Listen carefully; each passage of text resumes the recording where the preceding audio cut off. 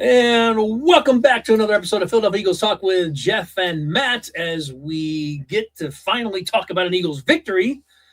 It's been, it seems like forever, but it's really been a couple of weeks. Obviously, the Giant debacle and the loss to the Broncos, but the Eagles go on the road and beat the Vikings. And Matt and I will talk about our predictions really quick. But before they get started, because I always kind of forget to do this until the very end, figured I'd spin it around and do it right at the top. So make sure you like and subscribe and comment.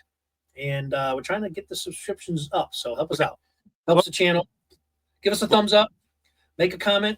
Share it with your friends, your other fellow Eagle fans. Let them know about the show, and we appreciate you watching. All right. What will help with our subscriptions is take the keys to the game off the banner there. Yes, that would help. Thanks. What is that? Still looking for a producer.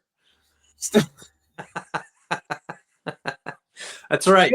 I almost want to start the show over again, but yeah, let's fix that, folks. There we go. There we go. That's a little better. That's all right. I think the entertainment value is kicked up a couple notches by our imperfection. It's not only are we giving you a analysis about the Eagles, but we also throw a little comedy in there and just to see who's catching. For pointing out my blunder. Appreciate it. All right. Yeah. So and we don't do any editing. That's the other thing. So all this stuff, I could very easily hit pause or stop and start over, but we're not going to do that. We're going to keep the humor in there. Let's move on. All right, Matt. We'll do it live. We'll do it live. We'll do it live. We'll do it live. All right. So like and subscribe, everybody, and thanks for watching. Okay. So the Eagles go to Minnesota and upset. Well, can't really call it an upset. For us, it was kind of not really an upset, but Matt and I both picked the Vikings to win this game. Or no, you switched and went the Eagles.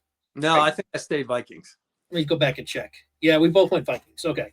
Yeah, so we both, I think, initially predict the Eagles to win in our preseason picks. We both switched because the Eagles were playing, especially that Giants game. I put way too much into that Giants game, and there was a thought that I had in the back of my head saying, well, they're not that bad. They're not going to play nearly as bad. And I did say they were going to play better. I just didn't think the way they were playing, they'd be going to Minnesota and win, even though they've had the Vikings number. Whatever, the scores actually were pretty close. I had a 31-20 final. Only that I had the Vikings winning. That was pretty damn close, 28-22. So I had the score relatively pretty close. Matt had the Vikings winning 34-17. So, well, what happened? Why did the Eagles actually pull this off? Well, if Matt and I knew that Jalen Hurts would pass for a perfect quarterback rating in the game, yeah, we would have definitely picked the Eagles to win the game. Yeah. So that's what happened. I mean, Hurts obviously played one of his best games passing-wise, maybe since the Super Bowl. That I can remember. I mean, these are the reason why the Eagles won the game. I mean, we'll get into the analysis of the game. I want Matt to give his opening thoughts before we kind of really get into it. But obviously, Hurts was a big part of this win, and Matt just opened comments on the game. Yeah, opening comments on the game.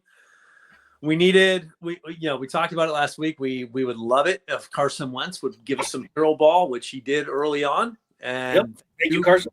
Yep, thank you for that, Carson Wentz. You are what we thought you were. Or you still are thought you are. Yeah. And then the rest of the story is this offense playing almost perfectly with the passing game, and the Vikings defense not even near where I thought their standard would have been coming into this game. So especially after Cam Jurgens went out and then he had Toth playing center the rest of the game, I was like, oh, here we go again, like one weak spot in the line. But Toth held up at center, held up enough, gave Hurts time to pass. There was a couple plays where I'm like, Hurts, throw it, and you're watching 3 seconds tick off the clock. And especially after I watched Joe Flacco, 1.2 seconds, balls out, 1.5 seconds, 2 seconds, balls out. And he knows that that's what it takes to beat the Steelers. And I'm like, Hurts, you see it, trust your arm, throw it. But, the couple extra seconds wasn't too much. He got the ball out, got it deep enough for these receivers to catch it in stride. And that was really the difference in the game, was the deep ball was on the money. And they needed it because they still just seem to not be able to get Barkley going with that run game. I mean, the biggest mystery this season is what the hell happened to the run game? Like it's back to Wilbert Montgomery to like Ricky Waters years or something, like where like Michael Haddock's type stats, like 3 yards, right? Anthony Tony and Michael Haddock, right? Like these running backs. Well, I can't run the ball for more than 3 yards. And that seems to be the case. Even after the first 2 runs of the game, again, we're 8 yards, 9 yards, 10 yards. So it's like, you think like, oh, here we go. They're going to crank it up. They get one big run and then they get shut down the rest of the game. So thank God that the rest of the game came alive. And I don't care who's to blame. I just want to see that adjustments get made, right? I don't care if Kevin Patullo sucked play calling at the first 4 weeks, as long as you're working on it and you're changing and you're adapting. And now, okay, when we find something that hits, stick with it. And that's exactly what happened last year. So the biggest thought was, isn't this exactly the same types of shows we've had for the last 3 weeks last year, when we're like, you got to show me something.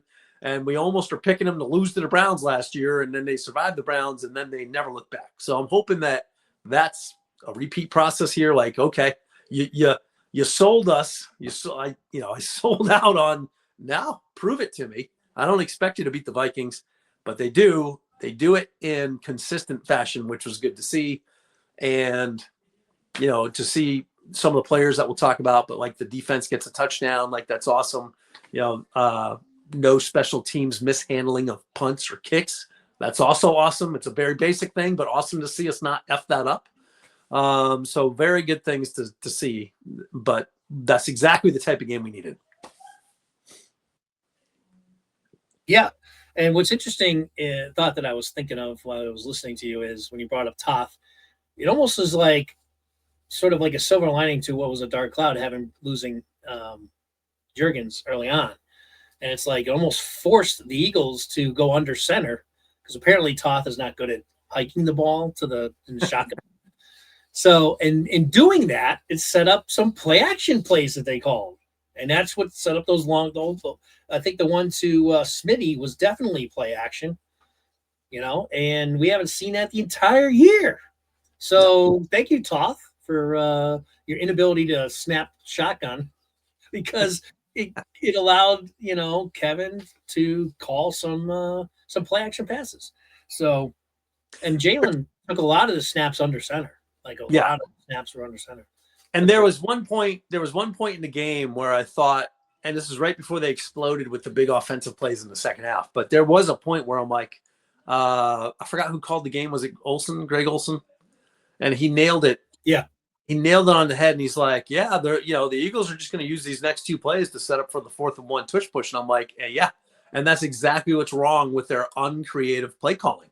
Yep. If they're looking to get to that 4th and 1 play, then you're not taking advantage of scoring on those deep shots when you have them, when it's 3rd and 1, and they're expecting you to run, but there's the play fake. Play action always works, by the way. Yep. If it doesn't work the first time, it's going to work once you start burning them with the other side of that play. Yep. So, I think it works knowing that the Eagles have not been successful running the ball with Barkley. It's still the threat of Barkley and the fact that these defenses are still keying on Barkley, knowing that the Eagles want to run the ball. It still worked. Yep. And it just pauses the defense 1 second. Receivers are going, but the linebackers, the cornerbacks, they're all staying in case they got to play the run. And that 1 second is all you need. Yep. Just 1 second where we're off the ball first. 1 second where they're just peeking in the backfield gives especially our wide receivers that could both beat, cornerbacks deep. So, So it's just interesting how, having Toth in there, or Toth, however you pronounce his name, led to some play action calls. So that was kind of fun to see. So hopefully they keep mixing that in during the rest of the season. So what else did I want to just overall thoughts of the game? Well, you mentioned Wentz, and we knew Carson was going to show you the good and the bad and the ugly and everything in between. It's exactly what he did. You look at his stats, you're like, wow, he threw for over 300 yards. And, he made some passes. I mean, the Hutchinson play that could have gone either way. I mean, you could look at it and say it was a catch. You could look at it and say, I don't know.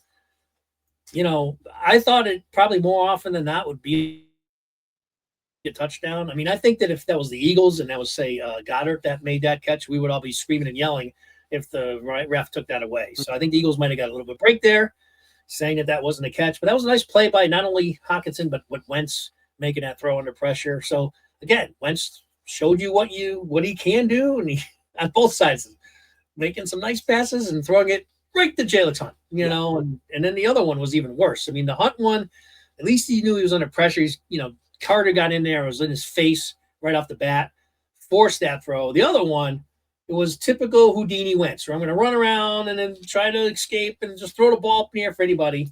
Yep. There's 2 Eagles parked under that ball before it ever came down. Yeah, they were just sitting there waiting for it. Like, thanks. Yeah, you mentioned the refs, and there was one other play that I thought was going to be flagged that they didn't throw a flag on, and that was A.J. Brown's second touchdown. Because when he comes running in motion across the line, he doesn't actually like stop and get set. He's in motion, and it looks like before the ball was snapped, he takes a step towards the line of scrimmage, which is an illegal play, right? They can run that play. I didn't see that. Watch it carefully on the second one. I haven't watched the replay of it, but when it happened live, I thought, oh shit, he started moving forward before the ball was snapped. And maybe in the replay, maybe that ball is snapped and it's being shotgun snapped to Hurts. So maybe that ball was in the air before, but it looked like to me that Brown had turned towards the end zone before the ball was snapped, and he's supposed to reset. Like there should be no motion towards the line of scrimmage. And I thought he got away with just a little bit. His right foot just kicks around forward, and the next step is just smooth motion forward. And I'm like, oh, they either got lucky with not being called, or the snap just beat Brown to that movement forward. Yeah, timed it perfectly. Yeah. Well, I have to look at that play again because I didn't catch that initial watch, but I'll take a look at it again when I rewatch the game. So, all right, let's we can get into the grades, and then we obviously got some big news we want to talk about, and most of you fans probably know what we're about to refer to, but we'll save that for probably after we get through the grades. Anything you want to talk about the game just overall before we get into the grades? No, just overall, the Eagles prove what they could do if they just play smart, consistent, penalty-free football. Yeah. Well, that's very true. They did play smart. That's another big injury. Losing your center can really, we've seen it happen not only to the Eagles, but other teams. When you lose your center, that could lead to fumbles on the snap. It could lead to all kinds of stuff. Just the line, usually the center is the one making the calls and the lines. And so the center is a really important position to not, have to undergo a change mid-game where the guy's going to come in totally not prepared. I mean, yeah, he practices a little bit during the week, but, point is that he was not expecting to play because come in there and he has to make the calls and he has to make sure the snaps are clean. But, we both have already commended Toth for coming in there and doing a really good job. And I tell you what, on that pass play where they had to give time on the play action to go deep, he, Hurts had time to get it down the field. So, so the line played better this week. Still, like you mentioned, the run game, it's hard to, I've been saying all along, I don't think it's Barkley because he looks like he's healthy. But I don't know. Maybe it's a little bit of both. Maybe Barkley is feeling a little bit from last year. He's not up to speed. I still think it's more the line than Barkley, but I don't know. Barkley also doesn't look, at least the last couple of weeks. Early in the season, I definitely didn't see him like being slower and everything. But maybe he might be battling through a little bit of something now the last couple of weeks that might be contributing to him not being able to run as well. I still think it's the majority of it's the line, but I think he's part of it. How many times he gets caught like behind the line of scrimmage? So on those run plays where he gets caught behind the line of scrimmage, that's clearly line of scrimmage type play. Busting the big ones, busting the big ones on those ones where it looks like he's got some mojo and he's ready to go. I think that's where they miss Johnny Wilson. Just having that third receiver who's just an excellent blocker, and he can just move cornerbacks out of the way. It's not a struggle for him. So, and safeties. That's a good point. That's probably part of why we're not breaking these big ones. That guy, a 6'4", 235-pound beast at the slot position, and they can move him wherever they want to set up the positive run play. So that's probably the biggest key I think that's missing from Barkley's running game. Yep, good point. Good point. Definitely.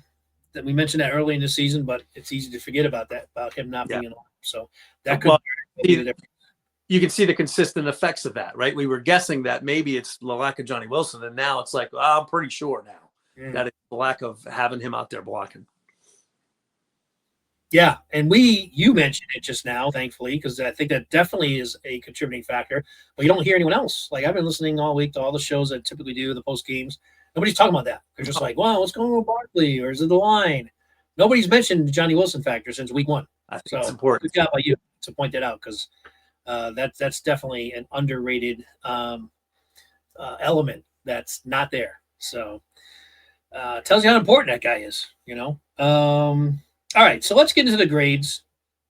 Let's start out with the let's go reverse order. Let's go from like D, C, B to A. So do you have any ones that have a D or a C rating for the game?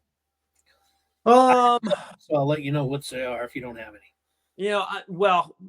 I'm not sure Keely Ringo ever tops out more than a C. Like if he has a C, that's a good game for him. And again, like I was really concerned when Adoree Jackson went out, because I'm like, Adoree Jackson, at least, even if he gives up the catch, he's a pretty good tackler. Pretty good. Yeah. And Jackson, like when he's in, you can trust him to at least make the tackle.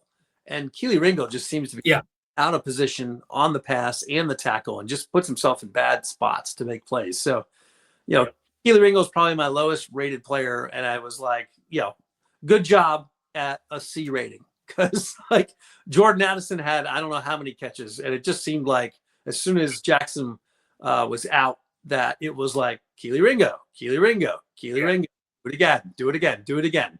And like, Q played well. So all the passes. Q did pretty well against Jefferson.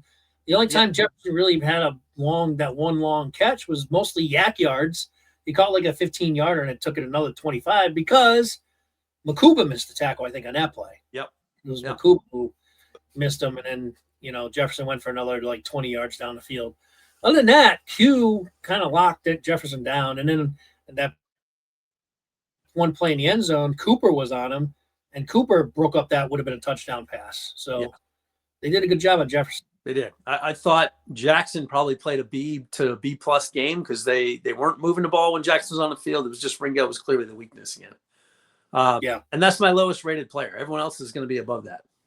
Okay. My lowest rated player was Elliott. Between kickoff penalty that he had, that gave them the ball at the 40-yard line. So he did that just prior to his field goal attempt where he missed. So, Elliott, you guys know I'm a huge fan of his, but hey, if he's got a bad game, he's going to grade him as such. So gave Elliott a D- for the game. Otherwise, I didn't have anybody lower than a D, so or D or lower. So on to you now for the next grade up. Well, so overall, I thought the defensive line played well, right? So Jalen Carter, when he's on the field, makes a big difference for everybody else. And Wentz took advantage of some plays where he was able to be good Wentz and scramble out and get some yards on having to scramble forward. He's just scary when he's trying to throw it there, but he also made some good passing throws in and after the interception throws. But they had pressure on him pretty much. It seemed like all day. Like he wasn't really able to sit back in a clean pocket. Guys were, and so that was good on the Eagles D line. Carter's always the freaking catalyst for that one. But just to see, Ajomo get pressure. Until he got speared by his own guy. It was Ringo too, wasn't it? Wasn't it Ringo speared and took Ajomo out? Yeah. Like, dude, can you tackle the guy you're supposed to be tackling, not your own guy? I mean, he like totally spears Ojomo right in the chest. So John O'Shea, the Vikings really couldn't do anything with the running game, and they're missing Aaron Jones, and they just could not do anything. Pretty good back though. He's a pretty good backup. Yeah, good running back, but the Eagles didn't let him hurt him on the runs. So they made Carson have to throw it. They did a good job. So the D line gets like a solid B+. With the A player always being Jalen Carter, because that's, if he's on the field, he's going to bring an A game almost every time. Yep. I don't have any C players. My next three guys are all Bs. So you mentioned Carter. He was one of my Bs, and didn't have a dominant game, but had some pretty key plays. We talked about the interception play to Jalen Hunt, who was my other B, so I might as well throw him in there. Jalen Hunt with a big, huge pick early in the game, pick 6. So good job probably should give him an A, but the reason why I didn't give him an A is he didn't really factor in or get any other sacks or pressures. So I just thought a B was good for him because you really didn't see him much the rest of the game, in terms of making an impact. So, but for the pick 6, he's got to be at least a B. Mentioned Carter. The other one is Toth. Toth. I mean, Toth coming in, did pretty well, for a guy that has to go in and replace Jurgens. I gave him a B. So I thought he was, it could have been a disaster having him in coming there. I've talked about how important the center position is, and I thought he deserved a B for the game. So those are my Bs. Yeah, I would agree. Absolutely with Toth. I might have given Hunt maybe an A because anytime you put 6 points on the board as a defense, like just the fact that he's in the perfect position to not be seen by a quarterback that's overlooking him, and yet once the ball gets let go, it looks like he's throwing it right to Hunt. That means Hunt was just perfectly played that one. Yeah. And he caught it too. Yeah, and he caught it, and he made him pay, made the score. So I think the rest of my players are going to be A's or better. I mean, the offense, lots of A's going around, but on defense, got a couple more A's to give out, I think. So if we're ready to jump to the A's, I'm going to give an A to Nakobe Dean, who you have some A's for defense, you said? Yeah. So an A is Nakobe Dean. I think we were talking about leadership missing on the field, and I think that's what Nakobe brings to the table is just keeping everybody lively, And even though Carter is jacked up, he doesn't really spread around that too much. He usually just takes it out on the other team, whereas Nakobe is that inspirational person huddle before they break. And just watching his speed and the one that he had on the running back on the pitch out to the left where he's just it's a regular pitch, but that guy couldn't make one step before tackle for loss. I mean, he just beelined right at him like a missile. And he made he covered like 15 yards within like a half a second. So I'm like, man, he's back. For his knee injury he's coming back from. That was a severe knee injury, but man, he looked like the old Nakobe Dean on that play. Yeah, and so that was awesome to see. So he gets an A game from me for both his inspiration and just he made some key plays throughout the game like that. Back to you. Yeah. I think that's a huge sign. That really made me happy seeing that he is, he showed that he's made a full recovery from that knee injury just in that one play that he made. And he was in there for, I think they said he played about 20 snaps or so. So, he looked good. And that play shows you what kind of speed and intelligence that he has back in that defense. And you mentioned his leadership. I mean, I said he was going to be the leader of this defense when he was drafted. So that doesn't surprise me that he is the vocal leader out there. So definitely good to have him back, and a great sign that he is showing the speed and the closing speed coming off that major knee injury. So I have him as A as well. So my next A would be, I guess I'll just give them both A's, Cooper and Q, because I thought Cooper rarely doesn't have a good game, and neither does Q really. You can almost give him A's almost every single game, but mentioned Cooper and that touchdown breakup that he had against Jefferson, and Q was on Jefferson most of the rest of the game and really contained him. Yep. So I gave him both A's. Totally agree. By the way, did you happen to catch the replay, like the slow motion replay of Cooper's reaction after he broke up that play to Jefferson? Did you see what he did to the crowd? No. You able to catch it? I'll see if I can find the clip and I'll send it to you later. So they have a close-up of and he's not doing much. It's not like he's rubbing it or anything. He just kind of did some kind of sign like this or whatever after it was incomplete. He kind of did something like this, and then he looks up to the crowd and just smiles at it. I don't know if somebody was talking smack to him of Viking. He just kind of looked at him and smiled. It's really funny, but anyway, I'll send it to you later.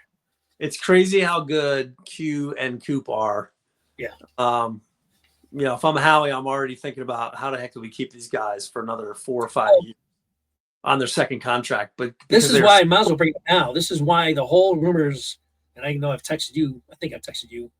I was commenting on, maybe it was a message board I was commenting on. No, it was the message boards, like some of these Eagle boards that are like, oh, go out and get Hendrickson from the Bengals and blah, blah, blah, and get Crosby from the Raiders. I'm like, they're not going to get either one of these guys. The reason why they had to let Josh Sweat go. There's a reason why they had to let Williams go to the Patriots, because they know they couldn't afford to keep him. So you think they're going to let those guys go and then go sign Hendrickson or Crosby? No, they're not going to do it, no matter how thin they are to the line.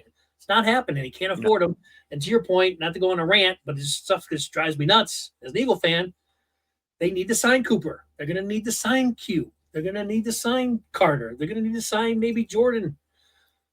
where's his money going to come from? You can't bring in those guys. Simple as that. So, anyway, sorry, I went on my little rant, but no, that's fine. But that it's just amazing how good they are and consistent. Like no sophomore wall for those guys. Like they are just all pro already, which is amazing. My next day would be back to the offense, where I'm like, yeah, both AJ Brown and Devontae Smith just played A+ games. Like you couldn't stop Devontae Smith. How? Like I think he was awesome. It's extra what, but I'm like, he's clearly a number one wide receiver on his own. He doesn't need any help. And if the Eagles didn't have so much wealth to spread the ball around, like Devontae would be dominant on another team. He catches everything. I mean, he catches.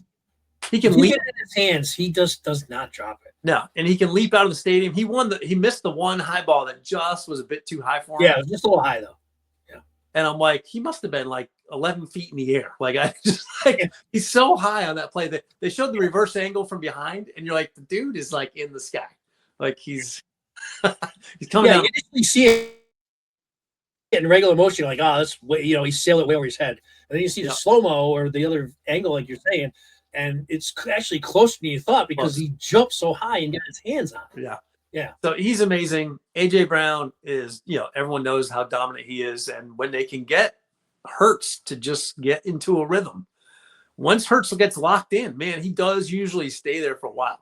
Like, the difference between him and McNabb would be so streaky, right? The offense might be clicking, but McNabb might be on. He got streaky. Yeah. He's always on with the deep ball, but would get streaky with some of the stuff and kill stops. Hurts is streaky too, but usually when Hurts locks on, all of a sudden he kind of stays there for a while. So I would imagine if Hurts just, hopefully you found something now, and let's see what happens when they play the Giants again next week. But Hurts, it's AJ and Devontae have probably been open enough since day one of the season. And you just have to throw the ball on time for when they're open is the way I see most of this tape. And it's like, Hurts, throw the ball. Hurts, throw the ball. Throw the ball. So it's good. I still would like to see him throw them open, like on all those. Yeah. Mainly those guys were pretty much wide open. I still would like to see him lead them. That's really the next step that Hurts needs to do to become a great, great quarterback. Yeah. I know it's the tougher thing to do, but at least I want to see him do it occasionally.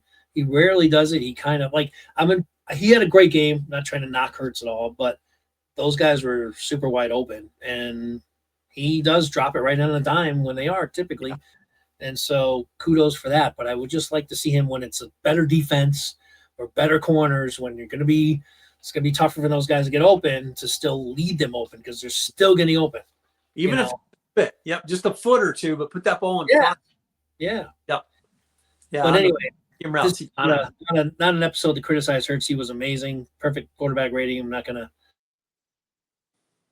over 300 yards passing for the first time in a while that I can remember, 3 touchdowns. He was awesome. And there was one play that I don't know I know you watched the game, but I happened to just catch it and notice it. Like, he was one of those camera angles when they were kind of like zeroing in on Hurts as he was like taking the hike, and the camera was really close to his face. And you can see him as he's going up to the line before he bends over to take the snap, and he's looking around. You see him kind of scanning the defense and looking at everybody, and then he kind of just takes a deep breath. You almost see him like he knows they're coming. And it was one of those plays where they were sending a lot of people, and you can just see him. He kind of looked it over, and the camera was so close. You saw him take this big deep breath before he went down and took the snap. And I'm like, that just tells you how calm he was. He's he probably was a little well, shit, they're coming at me. But he was you almost saw him take this audible little deep breath, get back, focus. And I think he made a good play. Not a big play, but he made a first down in that play, if I remember right. Anyway, it was just a little snapshot of the game where I was like, that's my quarterback, man. He is calm under every circumstance. Yeah. And so I just thought I happened to pick that up during the game. It's an underrated view when everyone's looking for stats. A little nugget. All right. So we have some more A's to give out. So who else do you have? You mentioned Smitty I had as an A, as well as AJ. And I think obviously we got Hurts as an A as well. So those are my A's. You mentioned the Kobe. I have no more A's. Yeah. Do you have any other?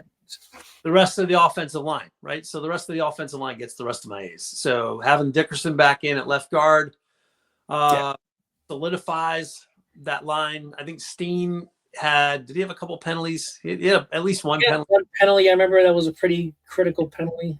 But it seemed like they got gelled back into what we were supposed to be seeing the whole season long. So maybe Dickerson is maybe another game that he had out last week has now got him back to full health. I didn't see the injury report after the game yet or hear about it today. But if Dickerson's probably the biggest cog on that team. We've played with Lane Johnson out for a few games and we've done all right. I'm not sure if we've played with Mulata out all that much. Mulata's pretty healthy, but it seems like, man, we don't have the backup at left guard that we used to have.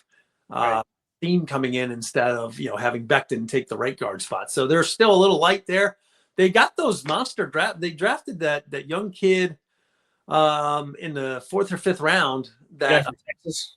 Yeah, I would like to see. Yeah, he's just not ready yet. He's too raw. Yeah, he must be. And Stoutland, of course, I'm not going to doubt his judgment on it. But, it wouldn't be, I don't know if, hopefully we just can avoid injury going forward. Because prior, every time he's filled in for Dickerson has been absolutely handled. So to the point where they put Toth in the guard, who's not even a guard really. So, but yeah, I don't know if I can. Yeah, I guess the A. You give him an A. They protected Ertz pretty well, so I could see where he gave him an A for the entire O line. They did pretty well. Okay, let's move on now. So the other big news of the week, which kind of came out of nowhere, I didn't hear that this was even rumored, but apparently this is really key that I kind of found out today listening to some of the inside beat writers who had a scoop on this early on. I don't know if you know about this, Matt, but before they talked to Smith, who they brought in, of course, for the free agency, they talked to Brandon Graham first. So they were already trying to see if Graham was interested in coming back before they went out and signed Smith. So that was interesting. And at that time, Brandon said he'd think about it, but he kind of was leaning towards, I'm not coming back. So I think once Smith retired out of the blue and the huge need that he sees the Eagles have on the D-line and the fact that, hey, listen, if you guys don't remember, Graham was playing still very good before he got injured last year. Mm-hmm. He had some of his better games before he tore his bicep again or whatever it was, tricep. So, he went out on top like he should have. He's 37 years old. And I don't know if you saw any of his interviews today, Matt, but I have to tell you this. It's like a different Graham right now. I think once he gets back and actually puts the uniform on and starts practicing again, because right now he seems, I don't know if we've seen him yet, but he's had a couple interviews today because he made the announcements and they signed him. And he's just very reserved. For Brandon Graham, he's just he's talking and answering questions very sort of just subdued and reserved and just serious. And it's just not typically how you see Brandon Graham in any interview. It doesn't matter the context, the timing, whatever it is. It's a different Brandon Graham answering these questions. So it's almost to me, how I'm reading it, and I could be completely wrong. It's just the way he's coming across to me is I still see there's some uncertainty in him. Should I really be coming back or not? That's how I'm kind of reading it. I'd be interested if you've seen the interviews yet, what you think about him. If you haven't, check him out and let me know afterwards, because he just seems really reserved, subdued is the kind of what he looks like to me in answering these questions and serious and very serious about it. So, well, it's not like the usual in-game, in-season Brandon Graham or even off-season Brandon Graham. It's just he's got a different tone to him. Well, let me see if you pick up on that when you watch the interviews. I didn't see any of the interviews yet, but in his mind, he's probably thinking, I'm 37. That's my take. Yeah, I'm 37. I'll come back, but boy, I hope I don't deal with a torn bicep again. He's probably here I am, but God, I hope I don't get injured. But I mean, that's kind of what I was getting out of it. Yeah, in his statement that he made to the fans, where he's talking to the camera, you could see the enthusiasm there. So I didn't notice anything different, but I haven't seen those interviews. Yeah, you have to watch the one. He did one with Bo Wolf, and he did one for one of the local television stations. And both of them totally different settings. One's a spontaneous; they caught him in some back room, and the other's actually sit down with Bo Wolf. And both of them, he's just very like reserved and just like subdued. Those are the two words that kind of came to mind as I was watching the interview. But at the same time, there were portions of him when he, had more of a typical sort of Brandon Graham type response. So I think he's taken like a cautious approach in this. Like he doesn't seem like he's all gung ho about it. I guess is what I'm getting at. Like, but again, I think it's also like once he actually crosses that bridge mentally, like, hey, I'm back. I'm really back. I'm putting the equipment back on. I think this is my prediction. I think that's when you'll see Brandon Graham beat Brandon Graham again. But right now, he just seems to be like a little uncertainty there. You can almost see it. You hear it in his voice and his demeanor. He talks to people too, and he probably knows the inside story on why Zadarius Smith came out of retirement for 2 weeks and was like, "Screw this, I'm done. I'm done." Yeah. So he probably has some wonder and questioning in there of like, "Yeah, here I come," but it works out well because who knows? Maybe I'm feeling the same way as Smith in 2 weeks, and I don't think Brandon Graham would quit like that. He would probably rip his body apart before he did, but at the same time, like nobody wants to see Brandon Graham do that. So I think he probably maybe has some doubts that he can turn it on. Like I don't think he's going to play this week. I mean, I know that they're going to be down Ozuze now or Al-Jawari. Again, I'm butchering these guys' last name, but the guy got hurt last week.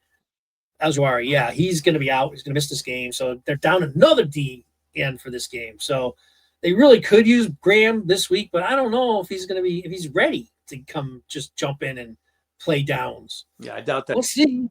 I mean, if there's truth to the fact that he's been thinking about this for a month almost when the Eagles first approached him, and he's been training or trying to see if he can get his body in somewhat shape so he can make this decision. If he's been sort of training the last month, then maybe he's ready to suit up on Sunday. I don't think he will, but I wouldn't doubt it either. We'll see. Yeah. So either way, the bottom line is this: they need Brandon Graham. I mean, let's face it, they need him to help. Not only just leadership on the field, which they've been maybe missing a little bit, with N'Kobe back. That's been probably, that's been already addressed. But it doesn't hurt having Brandon on the line, especially with Carter. Now, I don't know. It's not like it's Fletcher Cox. I mean, Brandon Graham needs to be controlled sometimes, too, when he's out there talking smack. So, man, I don't know if Graham will be the guy that, can slap Carter around and say, hey, don't spit on people and stuff like that. But Carter could use a little bit of some, mentor and leadership there on the field because of some issues he's had this year. So it's definitely a plus, I think. I welcome BG back, and we all love the guy, let's face it. He's 37. What can he still do? At the end of the season last year, he was still playing well before he got hurt. So it's just a matter of can he ramp it up and how quickly can he ramp it up to being a impact on the D-line. So definitely want to touch on that. So I'm pretty sure. I don't know if you have any other thoughts of BG coming back, Matt. You want to add in there? I don't expect much other than just a complete stopgap. Like I don't expect much. He's 37. He was in full retirement mode mentally and physically. Yeah. So he fills a need. He fills a gap. He'll do it because his heart bleeds Eagles green. But I don't expect him to be anywhere superstar. Maybe a flash here and a flash there, but that's all I expect. But he is a stopgap because there's nobody. So yeah. And I think at the very least, I don't think we can expect much of a pass rush out of him at this stage, but he's probably still good in run support, which the Eagles have been bad against the run this year. So I think that alone, if he could just help the run defense, that's already a plus. He doesn't need – it'd be great to get some pressure too, and I'm sure he would. Now, here's the other thing. I don't know how many plays he's going to be out there. I don't think he's going to be a 30-down guy. They're probably going to play him 15 to 20 reps, and that's about it per game. Well, and you saw one thing we mentioned last week was will Vic Fangio use some sort of like 4-3 type of defense? And there were times where N'Kobe Dean, Zach Bond, and Jihad Campbell were on the field. So you got your two safeties, Yep. two cornerbacks, and then the three linebackers in the middle, because those guys can run. Campbell, Bond, Dean, they all can run. So I'm excited to see where that goes, and that's probably why they made the push for Graham, because we didn't see Jahad Campbell line up anywhere near the defensive line like we thought maybe Vic would be toying with him to try to see that. Clearly, Vic prefers him in coverage because he can move and tackle. So, the back seven players all can run. Cooper DeJean, Jahad Campbell, Zach Bond, Nakobe Dean, all these guys can run. Yeah. So that's a big fix until they can redraft the defensive line with some younger, talented players to take up some of these roles and put pressure on Hunt and these other guys that were maybe later round draft picks. So we'll see. We'll see where that goes. But BG, great to have him back. His spirit is going to be awesome to have on the field. I just hope and pray that 37 is not too old. Yeah. Well, we'll find out pretty quick. And like I said, just in looking at his interviews, he sounds a little reserved. Maybe he's not. Maybe he's doubting himself too, So we'll see. I still think my guess is, like I said, I think once he gets out there, it's almost like flipping a switch. And I just think mentally he maybe has not flipped that switch completely yet, even though he's signed and is obviously back now as an Eagle. I think mentally he hasn't crossed that bridge yet. Again, I just get that opinion just from watching his interviews today, which is understandable. The guy, when you flip that switch to retire, you have to flip that switch. You have to cross that bridge that you are done. And it's a process that athletes go through. It's not easy. Mm-hmm. And it's not easy to shut it off.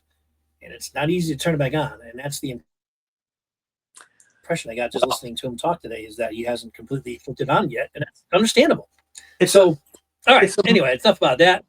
It's a much different thing. The one thing I'll say lastly about it, though, is it's a much different thing unretiring from a defensive end or D-line position. Because, those guys get hit every play. Every down. With force, like car accident force. Yeah. Like receivers, sure, they can retire, come back. They can take a year off, come back. Same thing with cornerbacks. If they haven't lost their speed, they can come back. They're not getting hit every play. Same with quarterbacks.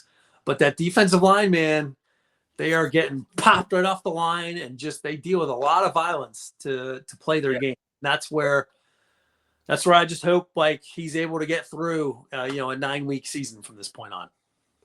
Yeah, and he'll get a bye. So it's good. If he does play this week, he gets a bye after this. So, maybe he does play this weekend just to kind of test the waters and see how he is.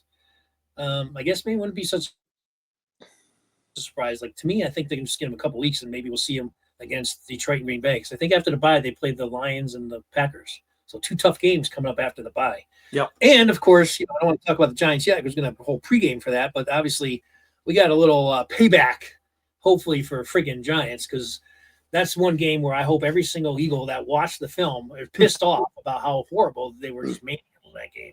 I'm hoping that that's their reaction, and they're going to be super motivated. What I loved hearing is, I forgot about this. This weekend's game against the Giants in Philly is one of the 2 Kelly Green games this year. Cool. We know the Eagles don't lose Kelly Green. They haven't yet since they brought him back. So between Kelly Green, Eric Allen, by the way, going to be honored at halftime. So it's an Eric Allen game. I'm like, damn it, that would have been a great freaking game to be at. But, hey, can't make them all. But yep. I knew they were going to have one game this year. He just got in the Hall of Fame, and they're going to honor him. It's actually this weekend. So Eric Allen game, Kelly Green game, Giant redemption game in Philly. They have to be and they're coming off a great performance when they finally got this offensive passing in gear. So, again, we're going to save all this for our pregame podcast. But I have some good feelings about this weekend. I'll just put it that way. All right. Yeah. So, yeah, you want to just talk about some thoughts around the league, and then we'll wrap it up? So the teams, we've talked about this for the last couple of weeks. What are the teams that are revealing themselves? So if I said the top 5 in no particular order, not power rankings or anything, but just 5 teams that pop off the top of my head, and then we'll see if the Eagles make that top 5 because I'm not sure where they're going to fall. But I'm looking at Colts. I'm looking at Chiefs, Rams. There's 3 teams. I'm looking at Seattle being a 4th team that's probably right in that same pool of teams with possibly the Eagles. The Eagles are definitely emerging as the strongest team in the NFC East, I think. I think they're the most well-rounded. Dallas can't stop anybody from scoring points, but yes, they can probably score 40 points a game. So that's one thing. They can score. We'll see about Dallas. But those teams are popping off as like pretty solid teams, including the Patriots, by the way. The Patriots are up there. I think that quarterback is, I said this early in the season. He's a real deal. I think May is, he might be the best quarterback coming out of the draft, especially if Jaden Daniels can't stay healthy and he just got hurt again. When you see a quarterback elevate the play of others, like who heard of Booty before 2 weeks? He doesn't have any wide receivers, and he's making them, to your point. Making them good, throwing the ball where it needs to be and letting these guys play. So the Patriots are sneaky good.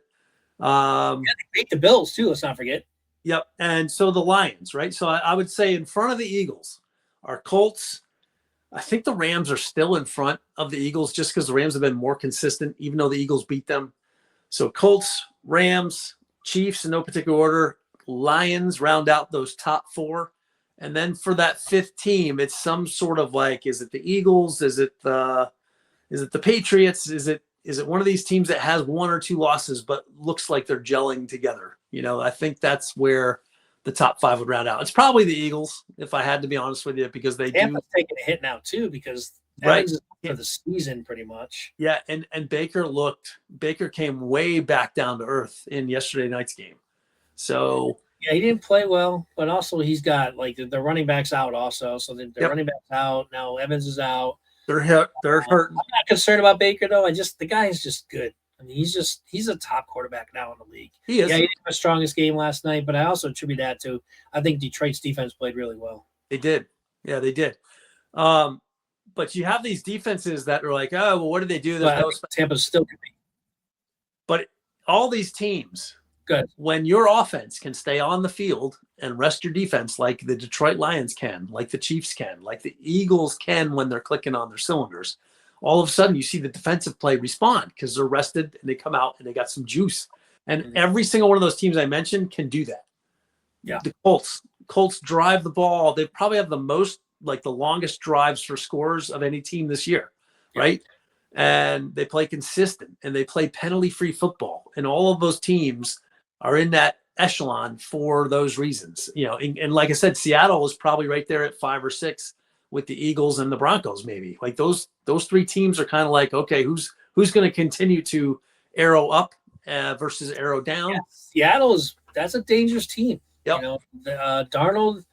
Hey, listen, if you give Darnold time, he could chop up any secondary. He's always been a good quick way. Pressure him to beat him, which again sounds like any good quarterback. That's true, but especially Darnold. Like he's not a guy that can will win a game for you, but at the same time, if you give him time back there, he'll carve up any. He can make all the throws. He can make all the throws. He can make all the sidearm. He's got a strong arm.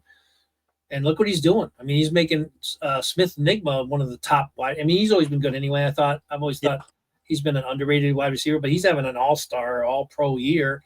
Yep. Every game he's over 150 yards, which, by the way, I think, unless he did it before last night, because I think Enigma had another 100 and something yard plus game.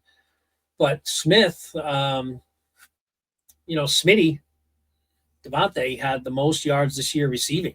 183 yards is the top number this year so far.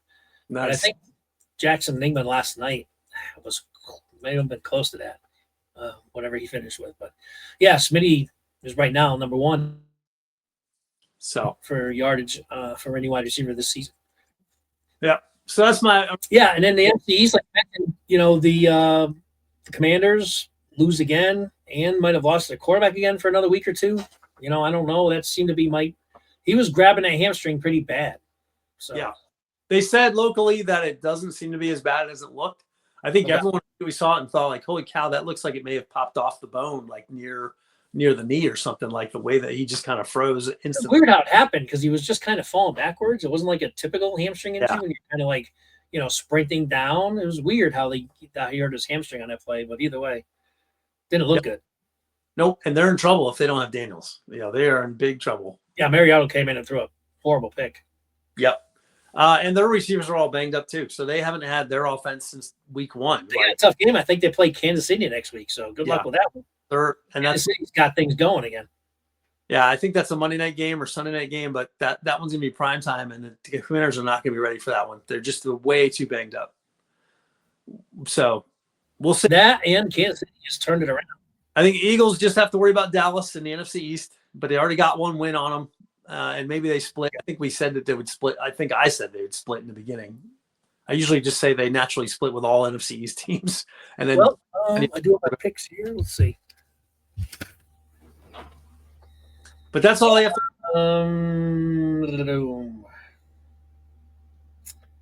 We have them beating the Cowboys both times.